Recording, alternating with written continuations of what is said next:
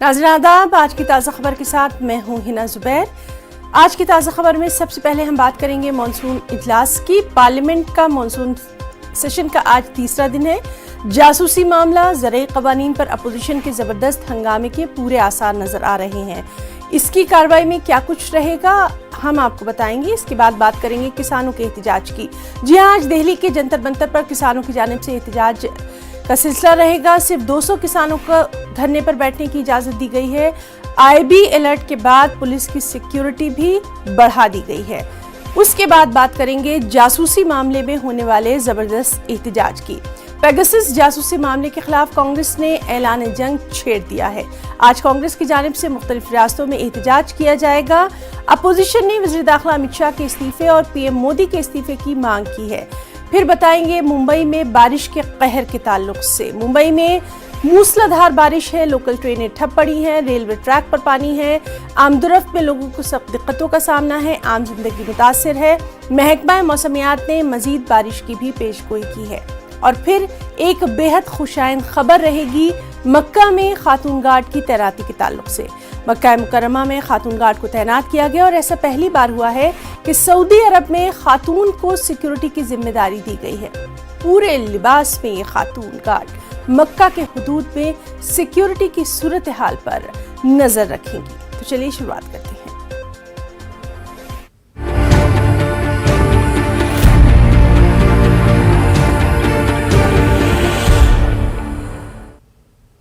सबसे पहले बात करेंगे पार्लियामेंट की।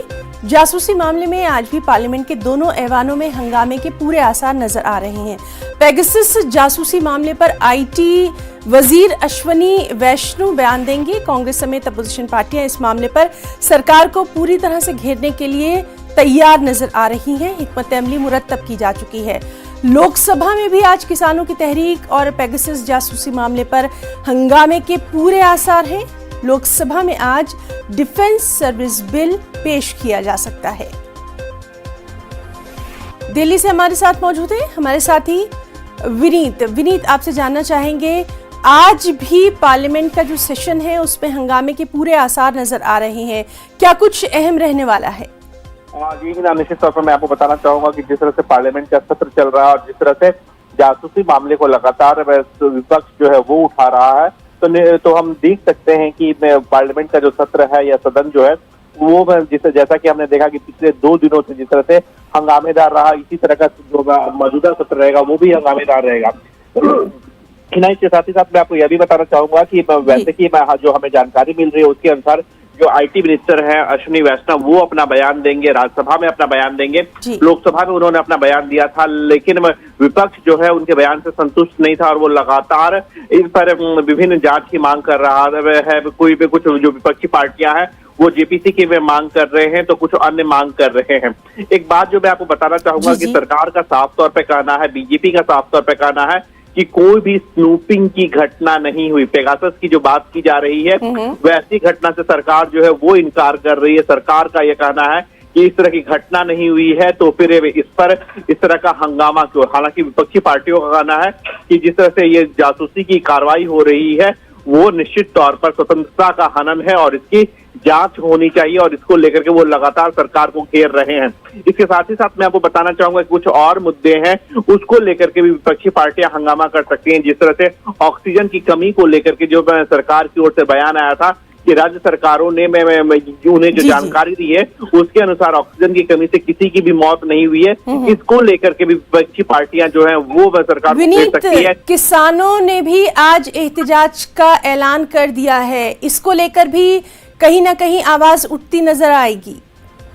जी निश्चित तौर पर मैं जहाँ से की बात जो है वो में किया गया है। एक बात और हिना जो मैं आपको बताना चाहूंगा कि किसानों को लेकर के भी कुछ पार्टियां जो है वो काफी गंभीर हैं। चाहे अकाली दल के बारे में बात करें या आम आदमी पार्टी के बारे में बात करें, दोनों ही पार्टियां जो है वो किसानों के मुद्दों को सदन में उठाने की लगातार कोशिश कर रही है और वो चाहती है जी। तो आज बहरहाल नजर रहेगी कि पार्लियामेंट में क्या कुछ कार्रवाई होती है। विनीत, बहुत बहुत शुक्रिया आपका इस वक्त तमाम तर अपडेट देने के लिए।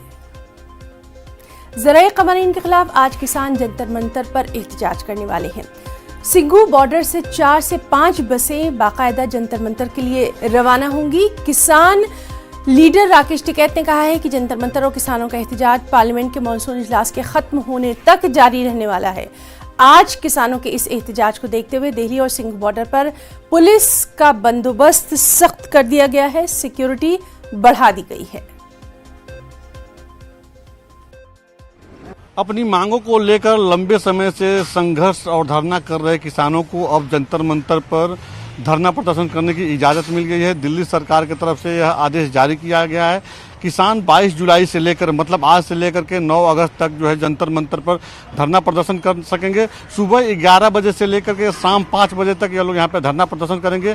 फिर 5 बजे के बाद ये लोग वापस यहाँ पे लौट जाएंगे जब तक संसद का सत्र चल रहा है। इस तरह की परमिशन दी गई है। सबसे बड़ी बात है किसान लंबे समय से जो है दिल्ली बॉर्डर पे, चाहे सिंधु बॉर्डर की बात कीजिए, गाजीपुर बॉर्डर की बात कीजिए, यहाँ पे बैठे हुए हैं और जो कृषि कानून बना है उसको वापस लेने की मांग कर रहे हैं। तो किसानों की ये मांग थी कि वह जो है संसद भवन के सामने प्रोटेस्ट करना चाहते हैं। तो ऐसे में जो है यहाँ पे संसद भवन के नज़दीक जंतर मंतर पर उनको जगह मिल गई है दिल्ली सरकार की तरफ से और अब जो है आज से वह प्रोटेस्ट करेंगे।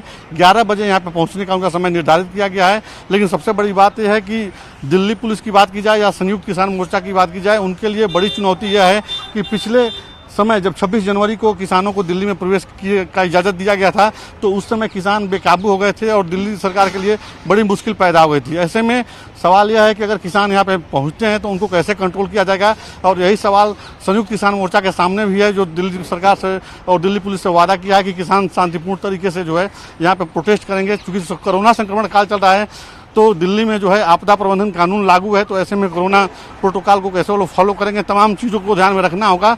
लेकिन फिलहाल यही है कि आज से जो है सुबह 11 बजे से लेकर शाम 5 बजे तक 9 अगस्त तक का परमिशन किसानों को मिल गया है। 22 जुलाई से लेकर 9 जुलाई तक लोग यहाँ पे प्रोटेस्ट करेंगे। शाम को जो है वापस यहाँ से वो लोग चले जाएंगे। कैमरा पर्सन नुगेन सिंह के साथ राजीव तिवारी, न्यूज़ 18 दिल्ली।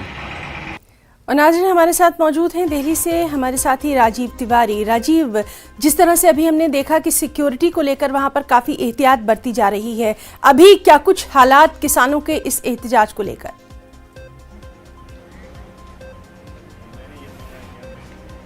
बिल्कुल, मैं आपको बताना चाहूँगा कि किसानों की जो मांग थी वह दिल्ली सरकार की तरफ से परमिशन मिल गया। ये किसान अब जो है यहाँ जंतर मंतर पे 200 की संख्या में अपना प्रदर्शन कर सकेंगे। सुबह 11 बजे से लेकर शाम 5 बजे तक का परमिशन दिया गया है और यह 22 जुलाई मतलब आज से लेकर के 9 अगस्त तक का परमिशन है। किसानों की मांग है कि जो तीनों कृषि कानून है उसको सरकार वापस ले। इसी को लेकर लंबे समय से वो लोग सिंधु बॉर्डर की बात कीजिए, गाजीपुर बॉर्डर की बात कीजिए, वहाँ पे अपना विरोध प्रदर्शन कर रहे हैं और आज से जो है वह लोग यहाँ पे विरोध प्रदर्शन करेंगे जंतर मंतर पे सुबह 11 बजे से शाम 5 बजे तक। इसको लेकर के दिल्ली पुलिस और अर्धसैनिक बल के जो जवान हैं यहाँ पे तैनात कर दिए गए। भारी सुरक्षा व्यवस्था की व्यवस्था की गई है यहाँ पे, ताकि किसान जो है अव्यवस्था न फैला सकें। क्योंकि पिछले समय जब 26 जनवरी को किसानों को परमिशन दी गई थी कि वो लोग दिल्ली में आके अपना मार्च करें, उस दौरान किसान जिस तरह से बिहेव किए पुलिस के साथ और आम पब्लिक के साथ, उसको देखते हुए जो है यहाँ पे भारी संख्या में जब पुलिस जवान तैनात किए गए हैं। और दिल्ली पुलिस की बात कीजिए या संयुक्त किसान मोर्चा की बात कीजिए, उन लोगों के लिए एक बड़ी चुनौती यही है कि दिल्ली में अगर किसान आते हैं तो उनको कैसे कंट्रोल किया जाएगा। क्योंकि थोड़ी दूर पे ही संसद भवन है और मानसून सत्र चल रहा है, तो ऐसे में किसान अगर अव्यवस्था फैलाने की कोशिश करते हैं तो उनको कंट्रोल करना एक बड़ी चुनौती होगी। जी राजीव, आपसे ये भी जानना चाहेंगे, क्या इस तरह की कोई इत्तला है कि किसान वहां तक पहुंचेंगे कैसे? जिस तरह से हम लगातार देख रहे थे कि कभी वो बैलगाड़ियों पे चढ़ के जाते थे, कभी वो ट्रैक्टर का इस्तेमाल करते थे, इस बार का जो प्रोटेस्ट है उसमें किस तरह का उनका इरादा?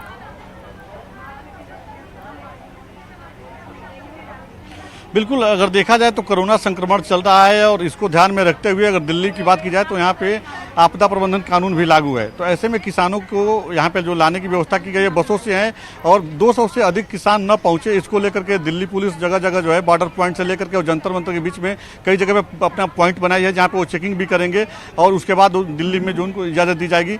दिल्ली पुलिस की कोशिश यही है कि 200 से अधिक किसान जंतर मंतर पर न पहुंचे। जो भी 200 किसान यहाँ पे पहुंचेंगे, जीवनीत तो लगातार आज इस बेहद अहम मामले पर नजर बनी रहेगी, लगातार आपसे अपडेट लेते रहेंगे।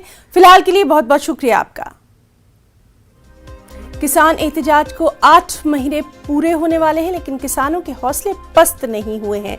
गर्मी, सर्दी और अब बरसात की मार झेल रहे किसान पार्लियामेंट के मॉनसून सेशन के दौरान सरकार को जगाने की कोशिश करेंगे। जंतर मंतर पर जाने से पहले न्यूज 18 के नुमाइंदे रोहित सिंह ने किसान लीडर राकेश टिकैत से इस बारे में खास बातचीत की।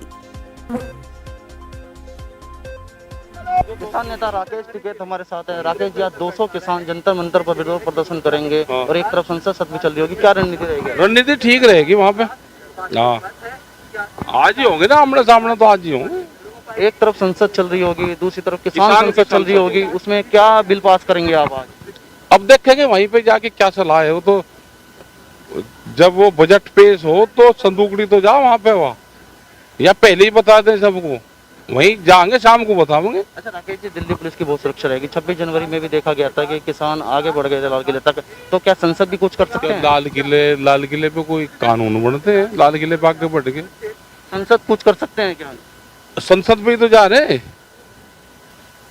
क्या रणनीति रहेगी आपकी वहाँ पर? ठीक रहेगी। किसान संसद वहाँ पर लगाएंगे, पंचायत लगाएंगे, अपनी कुर्सी पर बैठ कर लगाएंगे, बातचीत होगी, बोलने वाले स्पीकर होंगे, अब अपनी बात रखेंगे मजबूती से, ये रहेगी। अच्छा राकेश जी, जो विपक्ष के नेता हैं वो कितना समर्थन कर रहे हैं संसद में? और आप ये बताइए, आपसे कितने नेताओं की बात होती होगी, तो ऐसा कुछ हो रहा है कि संसद में संग्राम देखा जा रहा है बहुत ज्यादा, तो उसमें कृषि कानून को लेकर कम है संग्राम हो नहीं रहा, कम हो रहा। विपक्ष नहीं कर रहा है समर्थन, कम कर रहा, इसीलिए आज आप अपनी संसद लगा रहे हैं? अपनी लगाएंगे, उन्हें बताएंगे अपना भाई रोड़ा रुका ठीक रखो। अच्छा, क्या क्या बिल पास करेंगे आप आज? क्या पता क्या क्या होगा, तो वहीं जाएगा। किसानों की बहुत समस्या है। आप बहुत समस्या, सभी पे चर्चा होगी। तो आज बिल वापसी आपकी संसद में होगा? नहीं, हमारी संसद से बिल वापसी थोड़ा हो सकता है। बिल वापसी तो जो असली संसद है उसी से ही होगा। आज जो आप संसद बनाते लगाएंगे उसमें तो आप बिल वापसी कर ही सकते हैं ना? नहीं, ऐसा नहीं है। तो वहाँ जब जाएंगे, बातचीत करेंगे, क्या क्या इशू वहाँ पे होगा, तो सारी चीजें हैं। हमने तो कर रखा भाई, एमएसपी से कम पे अपना बेचना नहीं, तो कर रखे ना, हमने तो पास कर रखे अपना। अच्छा राकेश जी, 8 माह होने वाले हैं किसान आंदोलन को, आगे क्या रणनीति रहेगी? 5 सितंबर को बड़ी पंचायत, 5 सितंबर को बड़ी पंचायत होगी, उसमें आगे की रणनीति बनाएंगे। कब तक चलेगा आपका ये आंदोलन? मानसून सत्र, संसद की बात क्या है? संसद पे जब तक पार्लियामेंट चलेगा उसी दिन तक ये अपने वाला बाहर चलेगा। हर रोज 200 लोग जाएंगे, सिंघू बॉर्डर से जाएंगे। आज आप उसकी अगुवाई करेंगे तो क्या संदेश जाएगा? एक संदेश तो ठीक जाएगा। आ लिए दिल्ली सावधान, आगे दिल्ली के लोगों को भी कह रहे हैं, दिल्ली के लोग तो शांतिपूर्ण रहे। दिल्ली के लोग तो देखें कि ये देश बिकने लग रहा, इसको बिकने से बचाना है तो सड़कों पर आना पड़ेगा। अच्छा, एक बार मांग और रणनीति। मांग तो हमारी ये है कि 3 कानून वापसी हो, एमएसपी पे गारंटी कानून बने, एक कमेटी बन जाए जो और मसलों पर बातचीत करे। मामले तो बहुत हैं। तो राकेश टिकैत हमारे साथ थे, जंतर मंतर पर जा रहे हैं। आज 200 किसान जंतर मंतर पर विरोध प्रदर्शन करेंगे और राकेश टिकैत आज अगुवाई करेंगे। Rohit Singh, news 18, Ghazipur border. नाज़रीन, जैसा कि हमने आपको बताया कि आज से किसान जंतर मंतर पर जाने के लिए तैयार नजर आ रहे हैं। चलिए इसी ताल्लुक से हम सीधे मजीद मालूमात हासिल करेंगे हमारे नुमाइंदे रोहित सिंह से। रोहित, हम आपसे जानना चाहेंगे, आपने किसान लीडर राकेश टिकैत से बातचीत की है, आर पार की लड़ाई के मूड में पूरी तरह से वो नजर आ रहे हैं।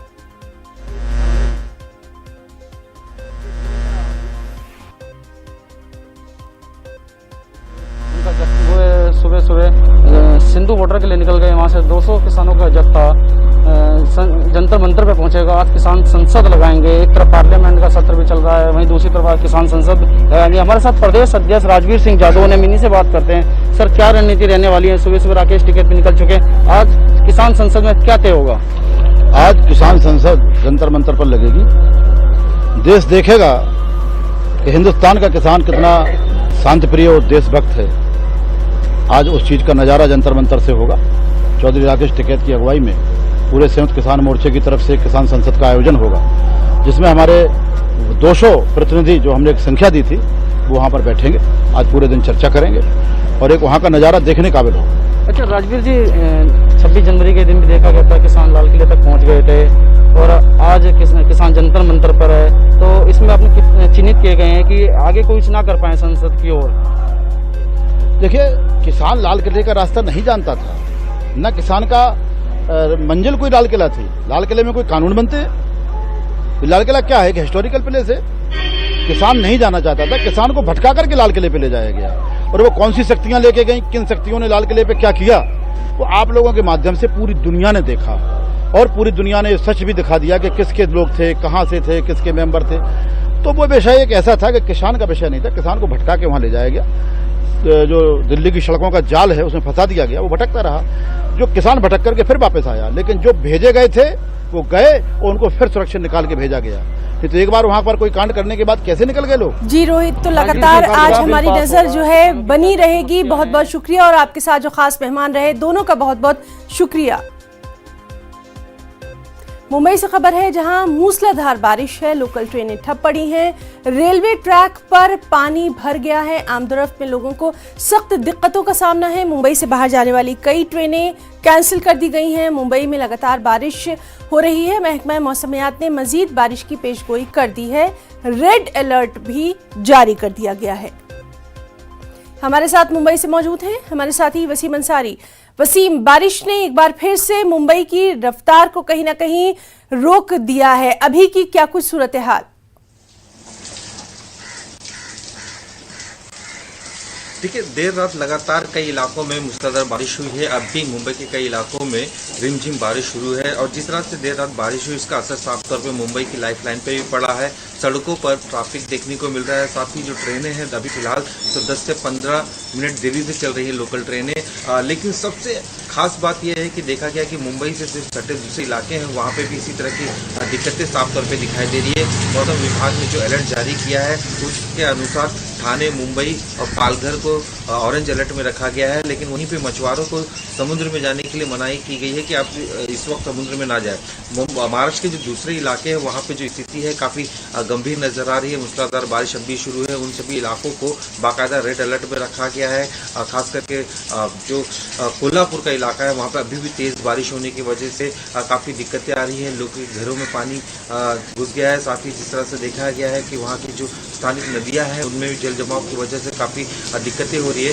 इगतपुर से लेकर टिटवाला के बीच में ये जो रेलवे ट्रैक है वहाँ पे पत्थरों के घसकने की वजह से पटरियाँ डैमेज हो गई हैं, जिसकी वजह से कई गाड़ियाँ रद्द कर दी गई है तो कई गाड़ियाँ लेट चल रही है। सबसे दिक्कतें सेंट्रल साइड की जो ट्रेनें हैं वहाँ पे देखने को मिल रहा है, जिसकी वजह से काफ़ी दिक्कतें लोगों को सामने आ रही है। साथ ही कोल्हापुर के लिए एनडीआरएफ की जो 2 टीम है वो रवाना कर दी गई है, क्योंकि जिस तरह से बारिश हो रही है वहाँ की जो स्थिति है काफ़ी गंभीर नजर आ रही है। और जिस तरह से देखा गया कि मुंबई की अगर बात करें तो मुंबई में 10:46 के करीब एक हाई टाइड है 4.31 मिलीमीटर का। ये काफ़ी दिक्कतें बढ़ा सकती है। अगर इसी तरह से मुंबई में लगातार बारिश शुरू रही तो आने वाले कुछ घंटों में काफ़ी दिक्कतें मुंबई करों को हो सकती है। जी, तो बहरहाल अलर्ट जारी कर दिया गया है और वहां पर बारिश की सूरत हाल पर लगातार नजर बनी हुई है। बहुत बहुत शुक्रिया वसीम तमाम तर जानकारी के लिए। खलीजी बंगाल में हवा के कम दबाव का सिलसिला बरकरार है। इसकी वजह से दोनों तेलुगु रियासतों में पिछले 4 दिनों से लगातार बारिशों का सिलसिला भी जारी है। हैदराबाद में पिछले 2 दिनों से लगातार बारिश हो रही है। आम जिंदगी बुरी तरह से मुतासिर है। साहिली इलाकों में 40 किलोमीटर फी घंटे की रफ्तार से हवाएं चल रही हैं। शहर हैदराबाद की अगर बात करें तो शहर हैदराबाद के कई इलाके झील में तब्दील हो गए हैं। उस्मान सागर पूरी तरह से लबरेज हो गया है। कल ओहदेदारों ने उस्मान सागर के 3 गेट भी खोल दिए हैं और फाजिल पानी का इखराज वहां से किया गया है।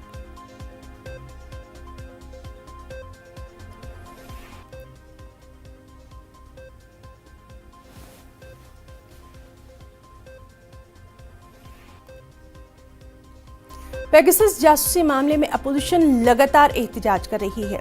कांग्रेस ने मुल्क की सभी रियासतों में एहतजाज करने का ऐलान कर दिया है। आर पार की लड़ाई के मूड में नजर आ रही है। आज जासूसी मामले पर कांग्रेस कारकुनान एहतजाज करेंगे। मुख्तलिफ रियासतों में असेंबली के घेराव की ये कोशिश की जाएगी।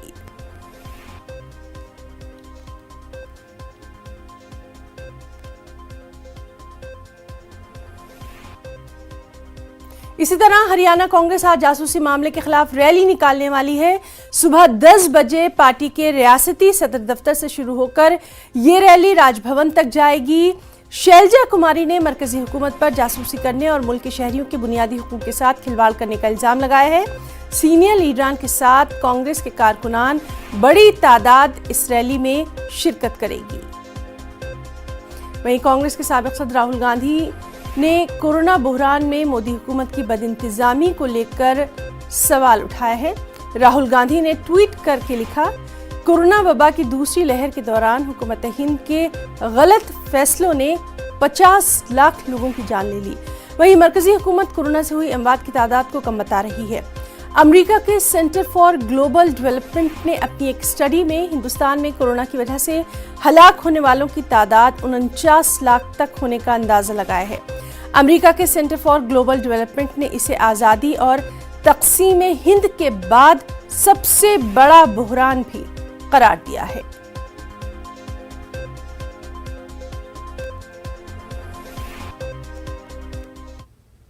केरल से खबर है, जहां कोरोना ने एक बार फिर से अपना असर दिखाना शुरू कर दिया है।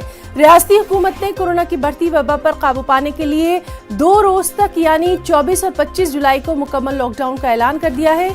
माहिरीन ने मुल्क में कोरोना की तीसरी लहर की वार्निंग दे दी है। केरल हुकूमत ने टेस्टिंग में इजाफे के अलावा कोरोना से मुतासर अजला पर खुसूसी तवज्जो देने का ओहदेदारों को हुक्म भी दिया है।